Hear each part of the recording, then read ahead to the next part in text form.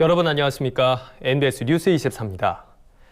54일에 걸친 역대 최장의 장마 피해가 완전히 복구되지 않은 상황에서 제8호 태풍 바비가 한반도로 북상하고 있습니다. 네, 피해를 입은 농가는 물론 농업계 전반이 다시 한번 바짝 긴장하고 있는데요. 정부와 유관기관 농가들은 태풍 피해 예방에 총력을 기울이고 있습니다. 김인경 기자가 보도합니다. 제8호 태풍 바비가 한반도로 다가오고 있습니다. 기상청에 따르면 지난 22일 대만 인근 해상에서 발생한 태풍 바비는 25일 밤부터 제주 지역에 영향을 미칠 것으로 보입니다. 태풍은 26일 오전 제주 서귀포 해상에 상륙한 뒤 27일까지 전국에 직접적인 영향을 줄 것으로 전망됩니다. 특히 충남, 전남북 등 서해안 지역에 집중호우를 동반한 강풍 피해가 우려됩니다. 아직 수해 복구가 한창인 농가들은 태풍 소식에 또다시 비상이 걸렸습니다. 54일에 걸친 역대 최장의 장마로 집안과 시설물이 취약해진 만큼 그 어느 때보다도 각별한 대비가 필요한 실정입니다. 이에 농림축산식품부는 농가의 농업시설물과 농작물 관리, 병해충 예방에 힘써달라고 당부했습니다. 비닐하우스, 인삼시설, 축사 등에선 시설물을 단단히 결박하거나 버팀목을 보강하고 수확을 앞둔 배나 복숭아 등 과수는 조기에 수확해 강풍 피해를 최소화하는 것이 좋습니다. 축산농가는 아프리카 돼지열병 등 가축 전염병 방역의 고삐를 단단히 쥐고 있습니다. 농식품부는 접경지역 14개 시군의 양돈농가 395가구에 축사가 침수될 경우 행동요령과 방역수칙을 홍보하는 한편 가축 매몰지에 울타리와 덮개 등을 고정하고 빗물 유입 가능성에 대비해 사전 점검을 해달라고 당부했습니다. 수리시설과 배수로 관리에도 팔을 걷었습니다. 농식품부는 전국 배수장 942곳에 대해 즉시 가동태세를 갖추고 배수로의 수초를 제거하는 등 침수 유발 요인을 사전에 차단하겠다고 밝혔습니다. 또 호우특보 기간 중 무인관리 저수지에 관리 인력을 배치하고 지난 장마 기간 동안 피해를 입은 수리시설의 응급복구를 태풍이 오기 전까지 마칠 계획이라고 설명했습니다. 태풍이 끝날 때까지 농업재해 대책 상황실을 비상근무 체제로 전환하고 취약시설 점검과 농업인 대응 요령 홍보 등을 통해 농업 부분 피해 최소화에 총력을 기울일 계획입니다.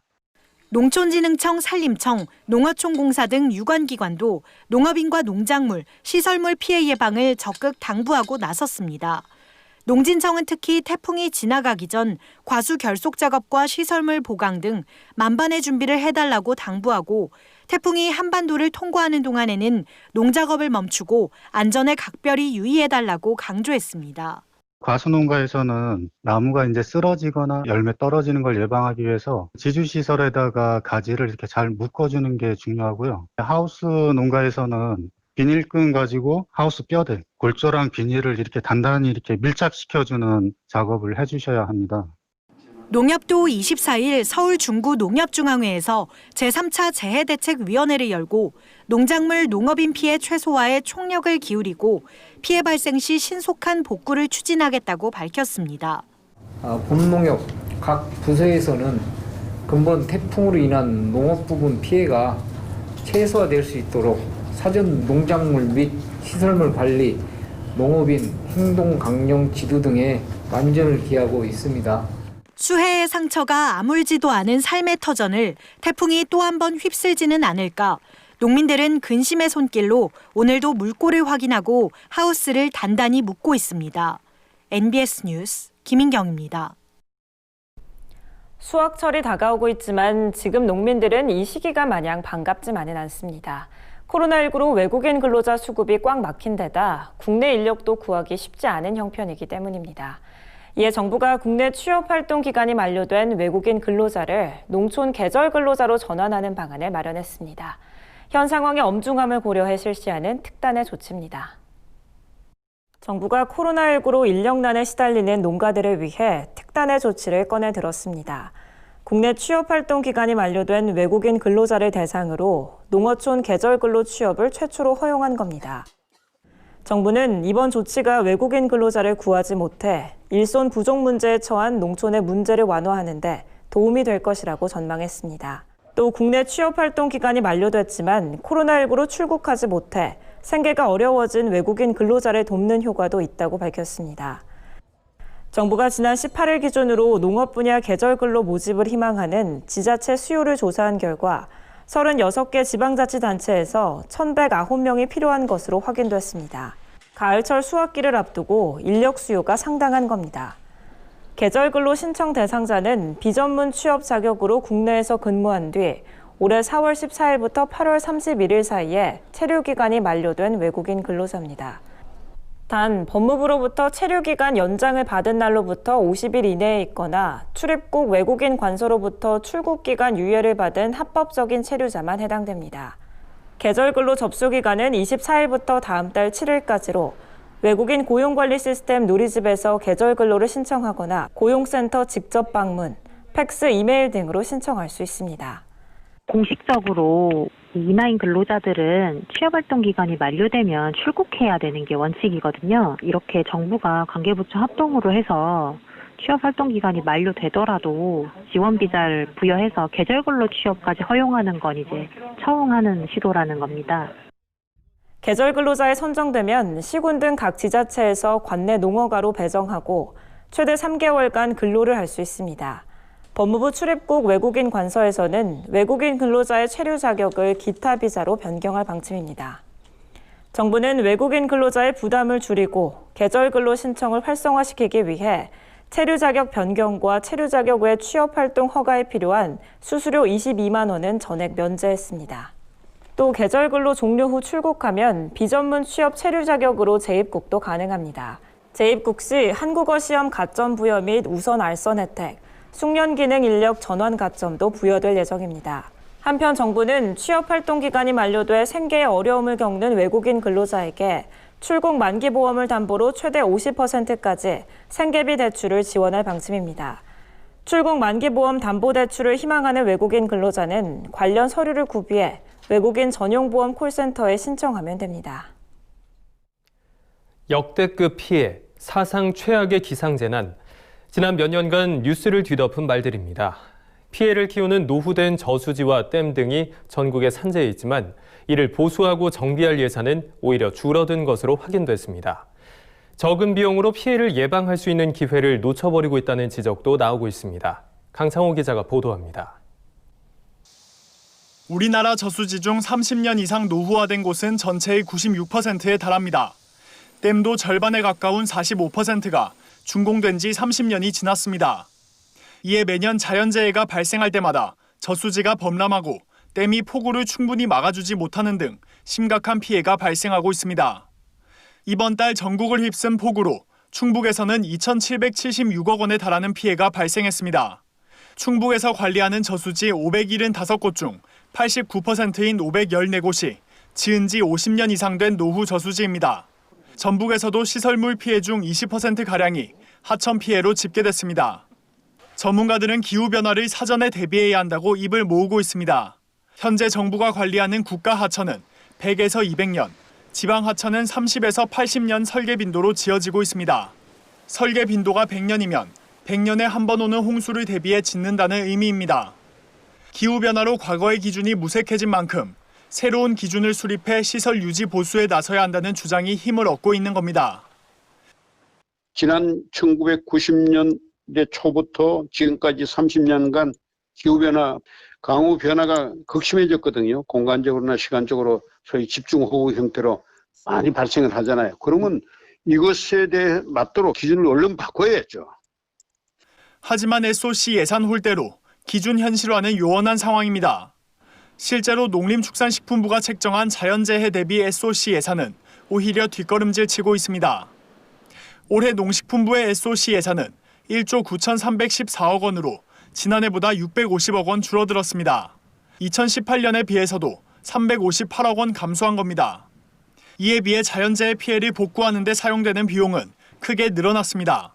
2020년 행정안전통계연보에 따르면 2019년 자연재해 복구비는 1조 3,488억 원으로 2018년 대비 2배 이상 늘어난 것으로 확인됐습니다. 정부는 지난 5월 제1차 기반시설 관리 기본계획을 의결해 2025년까지 노후 SOC 관리 강화에 매년 13조 원을 투입하기로 했습니다. 댐과 저수지, 하천 등 대형 SOC 유지 보수 예산이 강화될 것으로 전망됩니다. 이와 동시에 노후 배수 시설, 상습 침수 농경지 등 중소규모 농촌 SOC 예산을 확대해야 한다는 목소리도 나오고 있습니다. 농촌 지역은 사회 기반 시설 재정비 및 확충이 절실한 상황입니다. 이 때문에 농업농촌의 지속한 발전을 위해서 농촌 지역에 특히나 SOC 사업 확충이 필요하고요. 대대적으로 정부에서 이루어져야 할 것으로 보여지고요. 정부의 내년도 예산 편성안은 9월 초 발표될 전망입니다. 농촌 SOC 예산 확충 여부에 농업계의 관심이 집중되고 있습니다. MBS 뉴스 강창호입니다. 올해 긴 장마로 인삼은 밭이 물에 잠기고 해가림 시설이 무너지는 등 큰 피해를 입었습니다.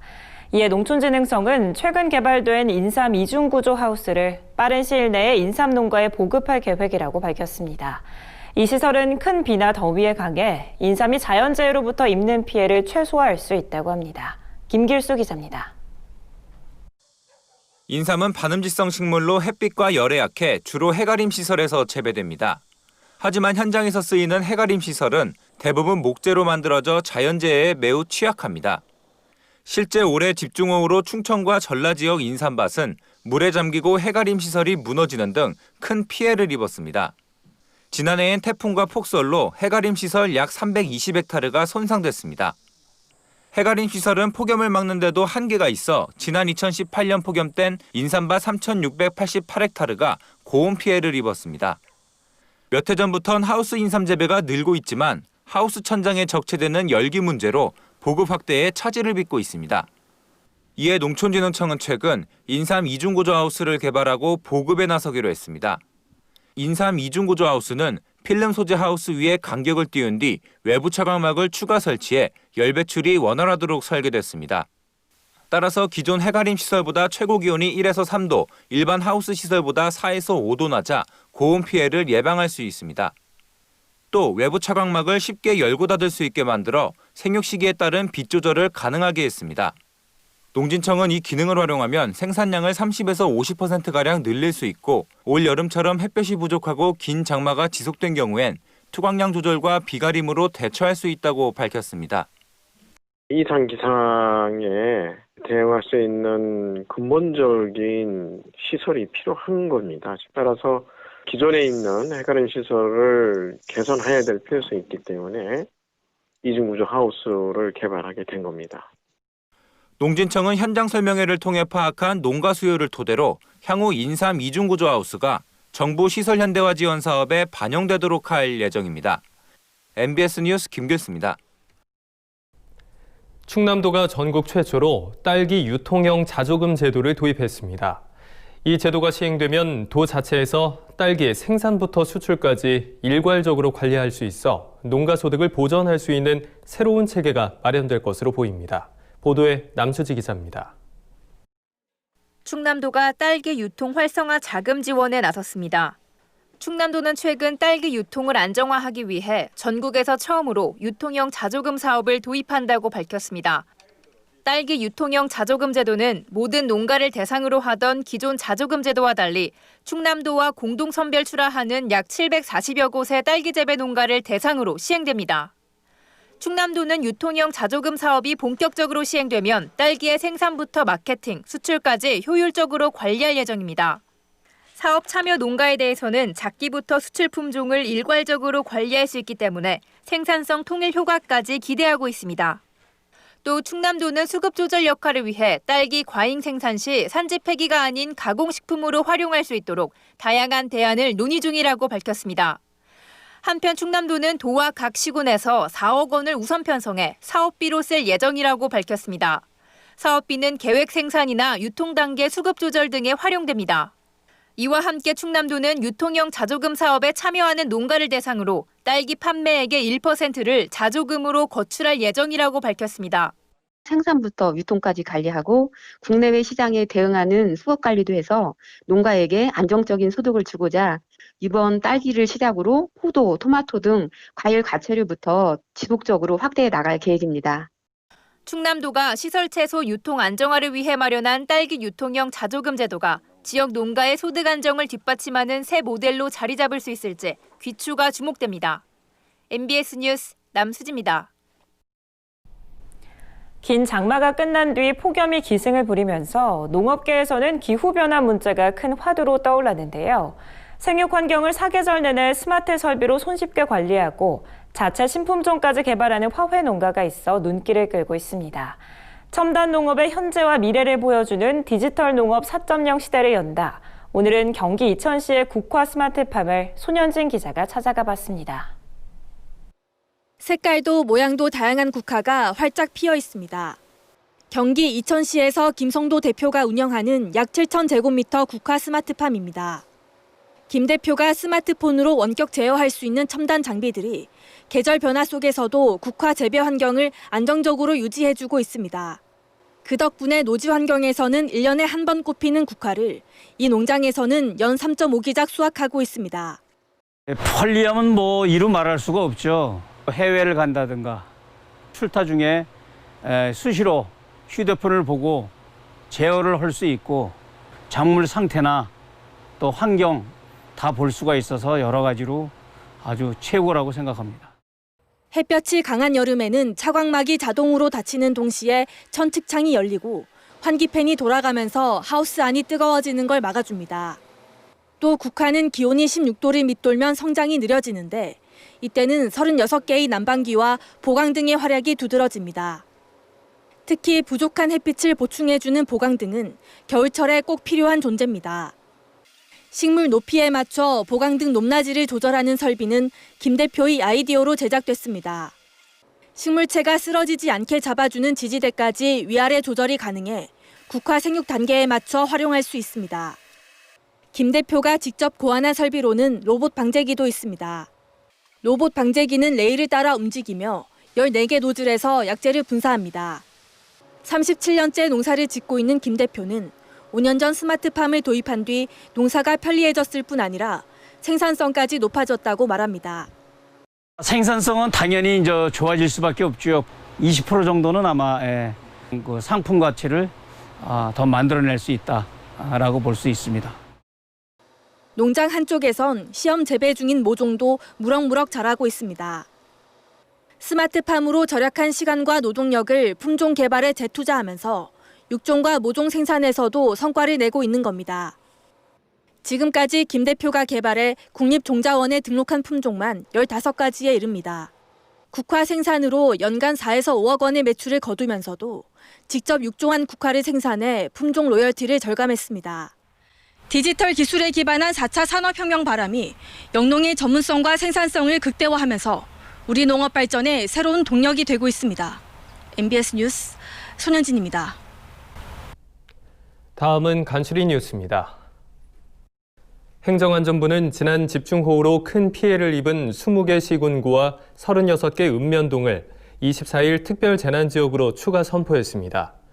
이번에 지정된 지역은 경기 이천과 강원 화천, 충북 단양, 충남 금산, 전북 완주, 경남 산청 등 20개 시군구와 충북 진천군 진천읍과 백곡면, 전남 광양시 진월면과 다안면 등 36개 읍면동입니다. 특별재난지역으로 선포되면 복구비 중 지방비 부담분의 일부가 국고에서 추가 지원되고 농업 등 주 생계수단에 피해를 입은 주민에게 재난지원금이 지급되며 각종 공공요금 감면 혜택이 주어집니다. 충북 옥천 청산농협이 최근 청산면, 청성면의 쉰개 영농회를 돌며 128공 육묘 상자 3,500여 판의 가을 배추 모종을 공급해 조합원들로부터 호평을 받고 있습니다. 이번에 공급한 모종은 농협종묘센터의 가을 배추 품종으로 조합원마다 육묘 상자 한 판을 무상으로 나눠주고 추가 신청분에 대해서는 시중가의 절반 수준인 한 판당 4,000원에 공급했습니다. 고내일 청산농협조합장은 앞으로도 조합원의 눈높이에 맞는 실익 사업을 발굴해 추진해 나가겠다고 밝혔습니다. 농촌진흥청이 장마 이후 고추 등 노지작물에서 탄저병 등의 곰팡이병 발생이 증가함에 따라 방제에 철저한 주의를 당부했습니다. 탄저병이 발생한 경우에는 땅에 떨어진 병든 과실을 제거하는 것이 좋으며 포도 갈색무늬병과 노균병이 발생한 경우엔 병든 잎을 제거해 과수원안의 병원균 밀도를 낮춰야 합니다. 농진청 관계자는 곰팡이병은 대부분 병든 식물체에서 겨울을 보내고 이듬해에 발생하므로 적극적인 약제 방제와 함께 병든 식물체 제거 작업도 신경 써야 한다고 강조했습니다. 제주도 농업기술원 동부농업기술센터는 지난 2017년 자체 개발에 품종보호 출원한 신품종 당근 탐라홍에 대해 농가 실증 재배를 확대 추진한다고 최근 밝혔습니다. 이를 위해 동부농기센터는 최근 구좌 지역 8농가 3헥타르에 탐라홍 파종을 완료한 바 있으며 향후 수확기에는 농가 농협 유관기관 등이 참여하는 현장 평가회를 개최해 탐라홍의 조기 보급 확대에 힘쓸 예정입니다. 저희가 준비한 소식은 여기까지입니다. NBS 뉴스 24 마칩니다. 함께해 주신 여러분 고맙습니다.